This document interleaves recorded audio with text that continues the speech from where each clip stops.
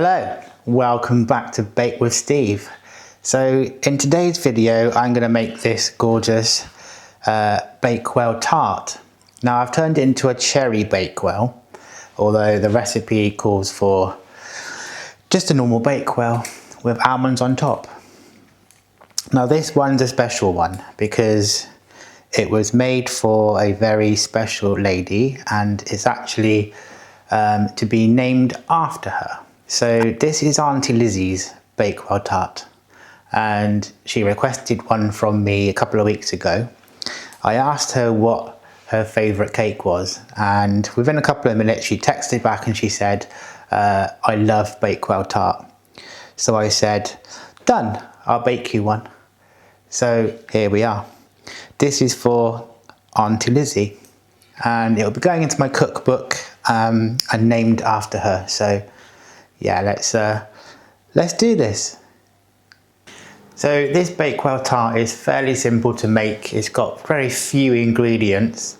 So first of all, we need to make the pastry. So I've cheated on this occasion and used a shop bought ready rolled sheet of short crust pastry. Just for this occasion, I'd normally make my own. I'll pop some ingredients at the end of the video of the pastry in the actual recipe, so you can follow that if you wish, or make your own pastry. You might want to wish to use your own, maybe gluten-free or other choice of flour. So I've just chosen this ready rolled sheet for now. So let's get right into it and I'll show you how I do it. So I have greased my I think it might be 9 or 10 inch loose bottom flan tin, and now I'm ready to just roll out the pastry a bit because it's not quite the right shape that I need. I've got one of these special rolling pins which have the adjustable little discs. They come with a red one, pink one, these are the green ones. So I'm just going to give that a little roll.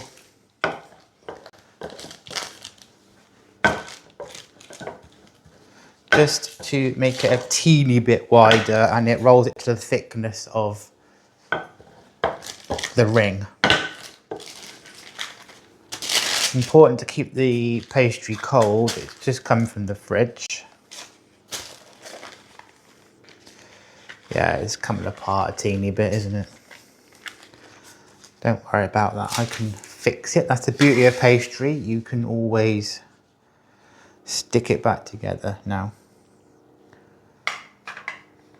Just unroll that on top of your tin, right. So press in to the edges. Same again with the other side. Okay. I'm just going to tear off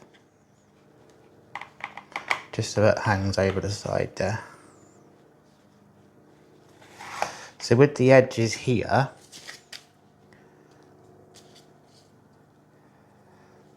that's a nice convenient little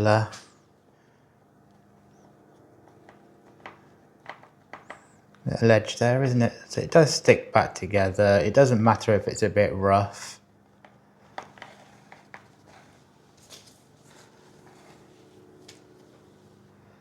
I'm just gonna measure out. So yeah, just play with it. Well, not play with it, but just keep moulding around the edges to fill any gaps. If you've made your own pastry and rolled it out to that size, you won't have this problem. But because I've used a ready roll, yeah, it's not quite wide enough. So round we go. Use a little ball of pastry to just push it into the corners like that. So I've preheated my fan oven to 180.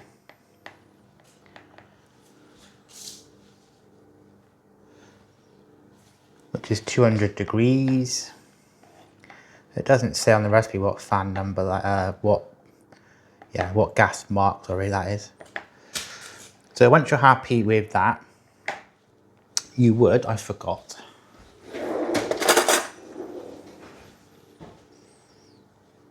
So once you're happy with that, take your fork, just prick some nice little holes in that. Now you're going to put that into the fridge for about 25 minutes to half an hour to chill completely. I've left it over the side deliberately to account for any shrinkage of the pastry. So I'll meet you back here in about half an hour where it should be nice and chilled, and I'll show you what the next step is. So whilst your pastry is in the cold cupboard, the fridge, chilling nicely, I thought I'd show you how to make the filling. I've got all my ingredients, as always. I've pre-weighed, you know me. So yeah, I've pre-weighed, I've pre-cracked the eggs. I've got all my bits ready and my little whisk. So let's crack on with the filling. So I have melted my butter in the microwave until it's melted and smooth, but not too hot. So I've let that cool down for a couple of minutes because the recipe calls for melted butter. One needs to comply. So now that's done, I'm going to add in my caster sugar, my ground almonds, my almond extract, and my eggs.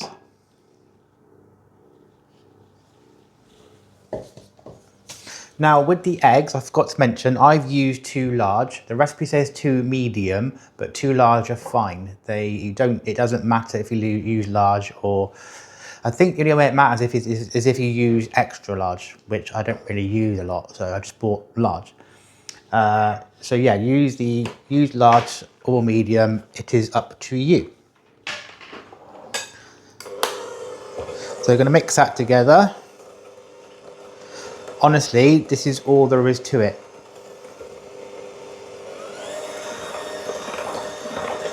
Just till that's nice and smoothio.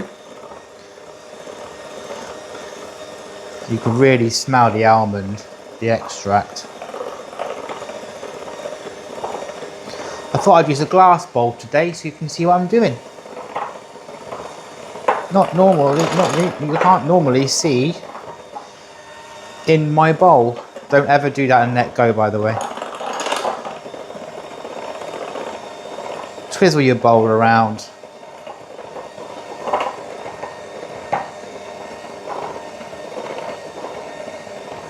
I hope the camera can pick it up. So as you can tell, it's not a very fast speed. You can probably do this with a hand whisk, but I'm lazy sometimes. I work hard all week, so why not have a bit of electricity in my life?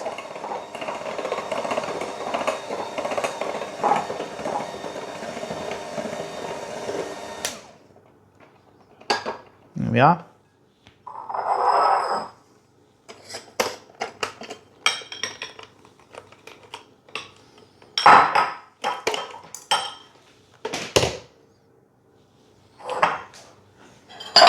Discard your bits. You won't need the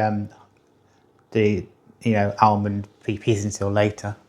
I don't know why I've put them on there. So just give that a little spatula check to make sure it's all combined. It should be, because, well, you're making it, aren't you? And you're good enough. So as I mentioned in the beginning of the video, this Bakewell Tart is extremely special and very close to my heart. I mean, oh, that's lush. It's so almondy. So you can pop that to one side, and in the fridge, out the fridge, doesn't really matter. That will keep for a bit, and I'll move on to show you the pastry.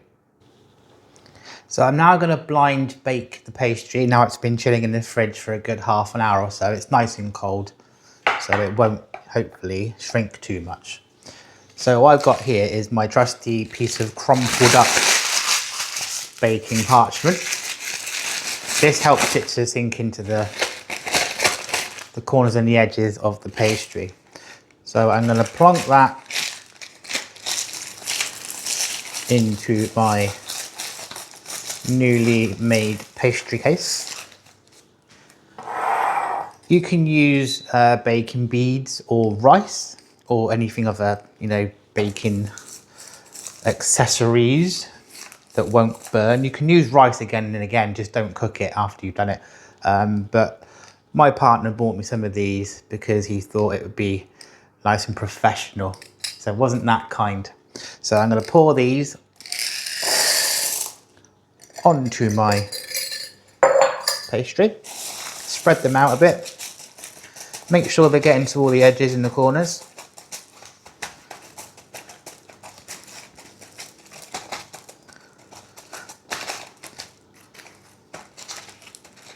So then we're going to blind bake this in the oven for 15 minutes at 180, and then after 15 minutes we will take off the parchment and the baking beads and then bake for a further 5 minutes just to top, dry off the base, because underneath there will be a bit moisture and a bit damp. So into the oven for 15 minutes. I'll meet you back in a bit.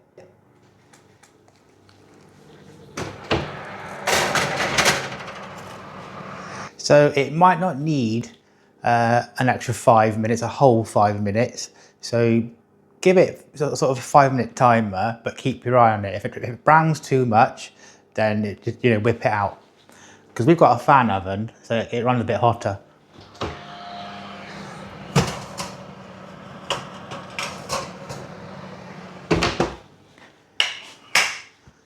So, then spin the knife. Your turn. Right, I've got some nice seedless raspberry jam. You can use other flavours if you want to, but raspberry really is best for a Bakewell tart. So from the fridge, onto the middle. Use a bit for now. Spread it around.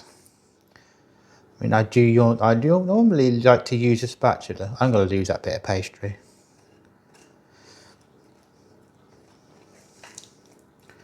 You can use, as little as you like.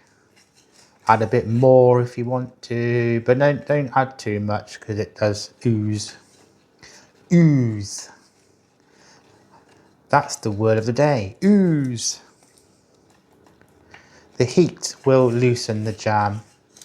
This really isn't going to be the best pie ever, is it? I'm a little bit embarrassed now, if I'm honest with you, because I was good at this the last few times I've made it, and it was the shop bought pastry before, so it shouldn't have gone like this. Maybe I've overcooked it, but the show must go on. And yeah, I film the good and the bad, as I keep saying. Use a bit more of the jam. This kitchen smells amazing, on a good note. Right, get rid now. Here comes your mixture. Smelling all almondy. Give that one final little mixy mix. Now, pop that there a second. Sounds and looks a bit silly, but I'm going to use one of these, a serving spoon. So I'm going to divide this up into 3 sections, and I'm just going to go like that, spreading it as I go. Grab another section, spread that as I go.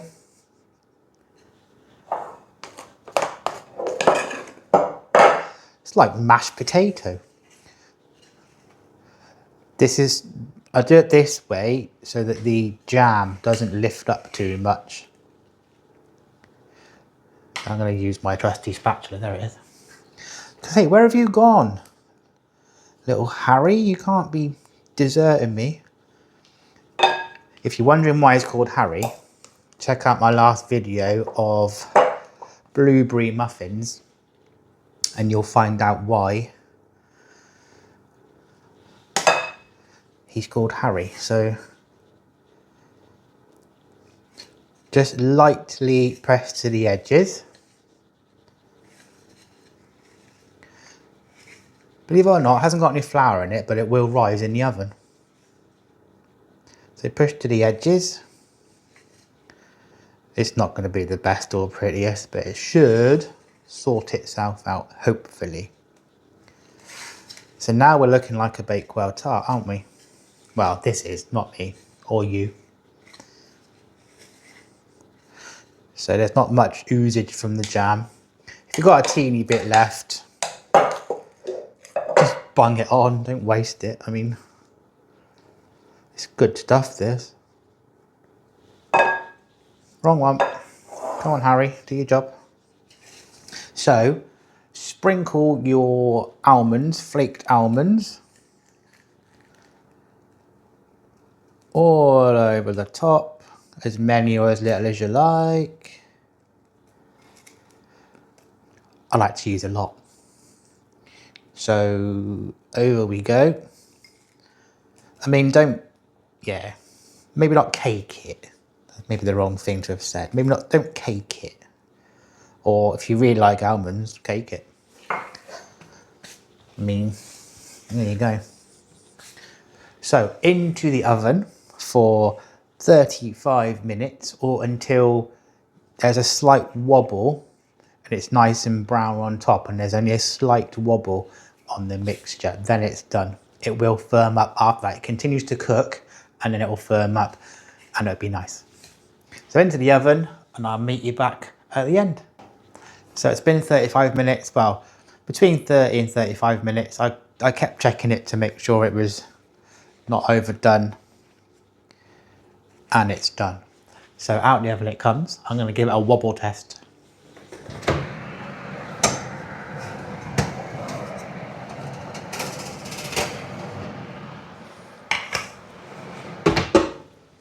Ready? Yeah, slight wobble. That's done. So I will meet you back later when it's completely cooled down to cold, and I will show you what I do next. Right then, the tart is all cooled and it's nice and cold. So I've removed the outside of the tin. Now I've just got to slide it off of the base onto a plate. Oh, look at that. What was I worried about, eh?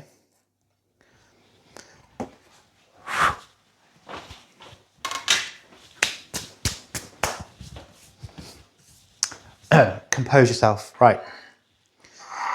You can decorate your tart.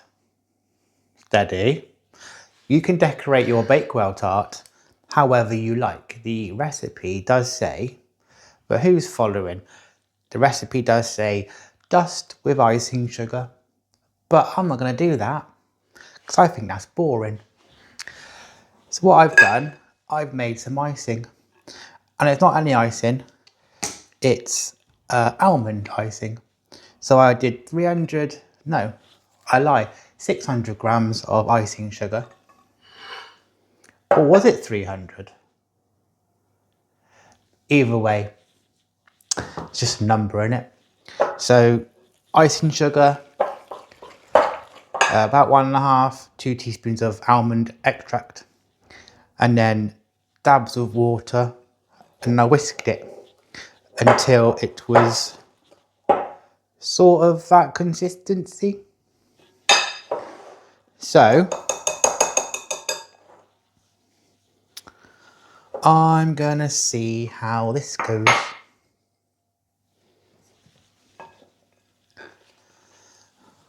Come on, Harry, don't let me down. Start with the outside. That's a bit thicker, that's nice. Just for now, just to get us started. And then push it to the outsides. You're going to get a few almonds lifting off. But if you're going to ice it, I wouldn't recommend putting almonds loose on top of the tart because they just come off. You can just ice and sugar it to dust, it looks nicer. And I mean, this doesn't look too bad. It's when you put the cherries in. Oh yeah, I forgot. Shh, that was a secret.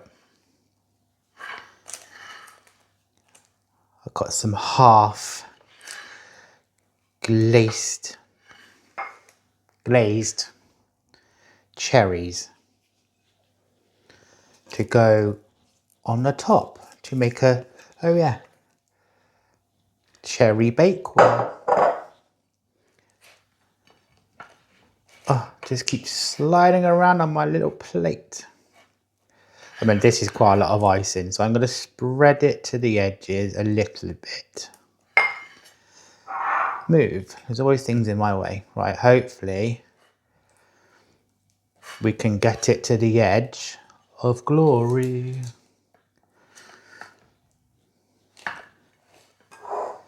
I need some room. Just pushing it over the edge slightly. I know that feeling.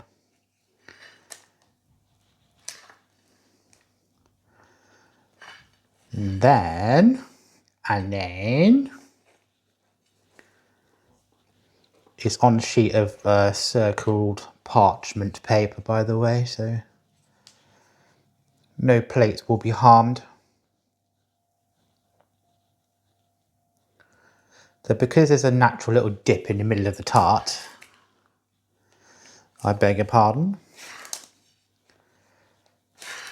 this bit just takes a bit of time. It's just stiff white stuff, you know?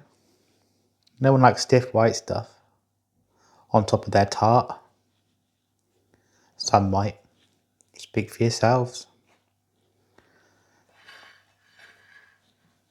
Now I think that is good. It's good. I'm going to leave it at that. Where the icing is concerned now. I'm going to return it to the centre of the paper because I don't like it.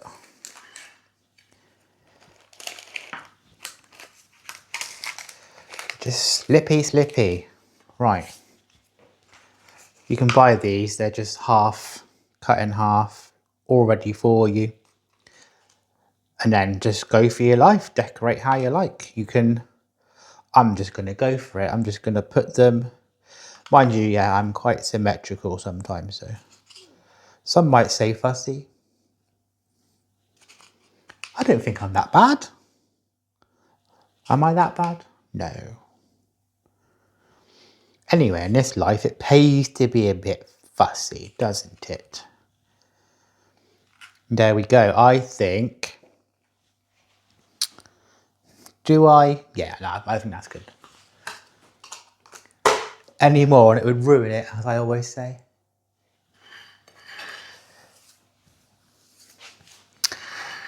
So that is Aunty Lizzie's Cherry Bakewell Tart. Thank you for watching. I hope yours comes out and tastes as delicious as this one looks. As you can see, I didn't need to worry about the edge of the pastry falling off because it just turned out fine after that, didn't it? So join me in the next video where I'll be doing surprise bakes. There's 2 coming up and I'm not going to tell you what they are until they're published. So watch this space. Thanks again for watching. I will see you in the next video. Have a great week. Take care. Bye for now.